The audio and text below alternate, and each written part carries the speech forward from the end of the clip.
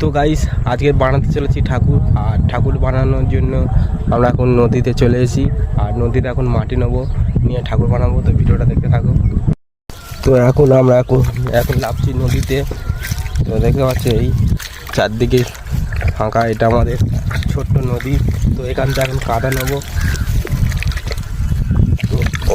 তো এই জায়গাটাতে এখন কাদা নেবো। তো এখন কাদা নেওয়ার জন্যে উপরে পলি মাটিটা ছেনে ফেলে দিতে হবে, না তাহলে কাদা ভালো হবে না।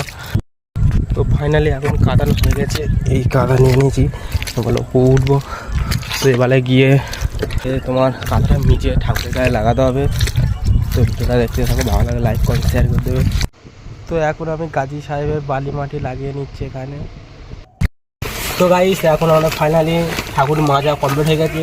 এবারে বিকেলবেলা খড়ি মাটি মারা হবে, তারপর রং করা হবে। তো ভিডিওটা দেখতে থাকো। তো গাইস আমাদের এখন ঠাকুরের রং করা শুরু হয়ে গেছে, আর আমার কাকা রং করছে। তো ঠাকুরটা আজকে যাবে, তার জন্য কাজের চাপ আছে। তো খাওয়া দাওয়া বন্ধ করে এখন কাজ হচ্ছে এখানে। তো আমার কাকা রং করার পরে আমি এখন ঠাকুরের গয়নায় রং করেছি। তো ঠাকুরটা কেমন হচ্ছে ভালো লাগলে লাইক কমেন্ট শেয়ার করে জানাবে। আর এরকম যদি ঠাকুর আপনারা বানাতে চান তো আমার সাথে যোগাযোগ করবে কমেন্টে।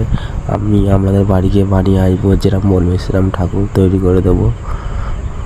তো ভিডিওটা দেখতে থাকো।